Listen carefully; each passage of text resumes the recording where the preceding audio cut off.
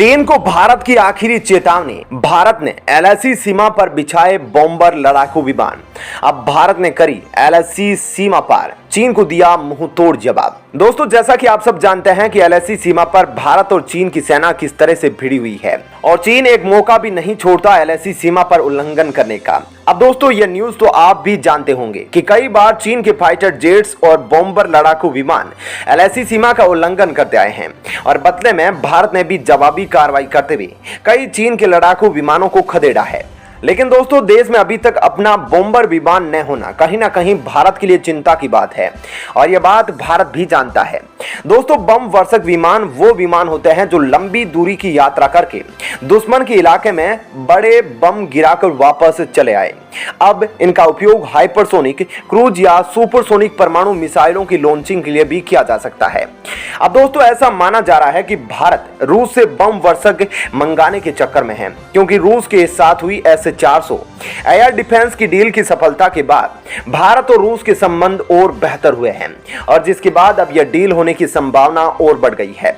और दोस्तों, इस बात का इशारा हाल ही में चाणक्य फाउंडेशन द्वारा आयोजित कार्यक्रम चाणक्य डायलॉग्स में पूर्व एयर चीफ मार्शल अरूप रहा ने किया। उन्होंने भरत कर्नाड नाम के डिफेंस एनालिस्ट के सवाल के जवाब में यह बात इशारों में कही, जिसे बाद में कुछ और डिफेंस एनालिस्ट ने ट्वीट भी किया।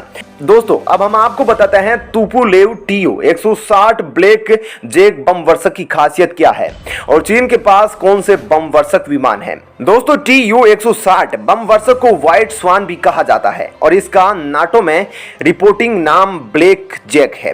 दोस्तों, ये एक supersonic variable sweep wing heavy strategic bomber है जिसका डिजाइन 1970 में सोवियत संघ के तुपोलेव डिजाइन ब्यूरो ने बनाया था। दोस्तों, इस विमान को बहुत ही ज्यादा अनुभव है बम वर्षक के अपने काम में और इसकी पहली उड़ान दिसंबर 1981 में हुई थी और 1987 से यह लगातार रूसी एयरफोर्स में तैनात है। दोस्तों, Tu-160 ब्लैक जैक बम वर्षक के 9 टेस्ट प्लेन बनाए गए थे। उसके बाद इसके 27 और यूनिट्स तैयार किए गए। साल 2016 से लेकर अब तक रूसी एयरफोर्स के लॉन्ग रेंज एविएशन ब्रांच में 16 विमान मौजूद हैं। दोस्तों, इसकी अहमियत क्या है वो आप इससे अंदाजा लगा सकते हैं कि रूस का प्लान है कि वो अपनी सेना में और 50 नए Tu-160M बॉम्बर्स को शामिल करेगा।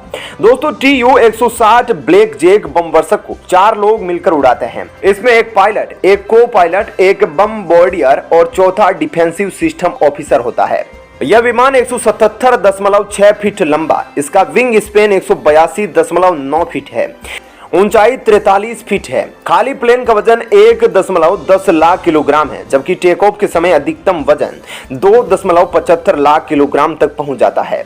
दोस्तों, यह Tu-160 ब्लैक जैक बम वर्षक 40,026 फीट की ऊंचाई पर अधिकतम 2,220 किलोमीटर प्रति घंटे की रफ्तार से उड़ सकता है, लेकिन आमतौर पर इसे 960 किलोमीटर प्रति घंटे की रफ्तार से उड़ाया जाता है और यह एक बार में 12,300 किलोमीटर तक उड़ान भर सकता है। युद्ध के समय इसकी कॉम्बैट रेंज 2000 किलोमीटर होती है, जिसे सबसोनिक गति से बढ़ाकर 7300 किलोग्राम तक बढ़ाया जा सकता है। यह अधिकतम 52,000 फीट की ऊंचाई तक उड़ सकता है। इसके आसमान में ऊपर चढ़ने की गति 14,000 फीट प्रति मिनट है, यानी 1 मिनट में 4.25 किलोमीटर की ऊंचाई।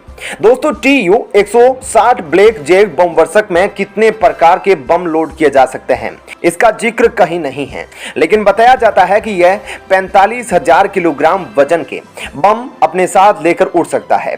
इसके अलावा इसके अंदर 2 रोटरी लॉन्चर्स भी है। हर लॉन्चर 6 राडुगा क्रूज मिसाइल या फिर 12 AS-16 किकबैक शॉर्ट रेंज परमाणु मिसाइल लेकर उड़ सकता है।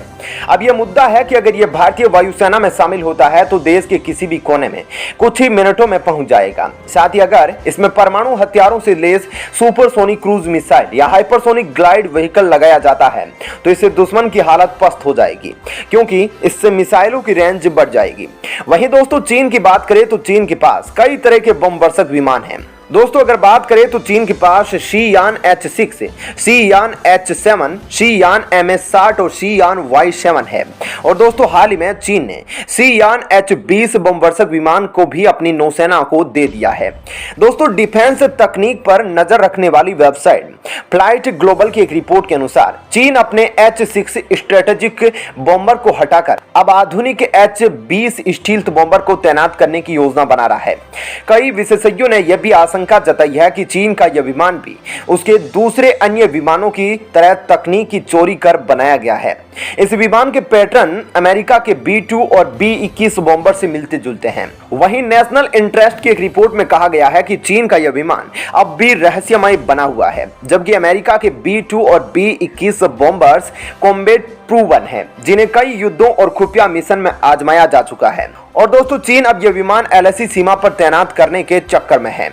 दोस्तों अगर चीन के इस बम वर्षक विमान की बात करें तो चीन ने अपने रहस्यमयी H-20 बॉम्बर को पहली बार 2019 में जुहाई एयर शो में प्रदर्शित किया था। वहीं न्यूजीलैंड हेराल्ड की एक रिपोर्ट में दावा किया गया है कि H-20 सुपरसोनिक स्टील्थ बॉम्बर चीन की स्ट्राइक रेंज को डबल कर सकता है। दिलचस्प बात यह है कि अभी किसी भी प्लेटफॉर्म पर इस विमान के बारे में ज्यादा जानकारी उपलब्ध नहीं है। पेंटागन के 2018 और 2019 के वार्षिक चाइना मिलिट्री पावर रिपोर्ट में इसका उल्लेख किया गया है।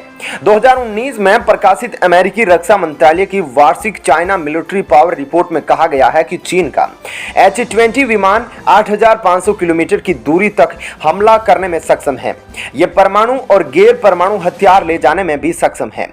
अब ऐसे में भारत रूस द्वारा निर्मित Tu-160 ब्लैक जैक बम वर्षक विमान खरीद लेता है तो भारत कहीं ना कहीं चीन के कुछ बम वर्षक विमानों से काफी बेहतर हो सकता है, क्योंकि दोस्तों अगर बात करें शीयान H-6 का खाली वजन जहां 37,000 किलो है, वहीं Tu-160 ब्लैक जैक बम वर्षक का 110 लाख kg है और शीयान H-6 जहां 95,000 kg तक का लोड लेकर उड़ सकता है, वहीं Tu-160 ब्लैक जैक 2,75,000 किलो तक वजन लेकर उड़ सकता है। वहीं दोस्तों अगर चीन के सभी बम वर्षक विमानों में बात करें तो शीयान H-6, H-7 या शीयान Ma-20 की बात करें तो इसमें शीयान H-6 सबसे बेहतर, और जो चीन का H-20 बम वर्षक है उसके बारे में ज्यादा जानकारी अवेलेबल नहीं है।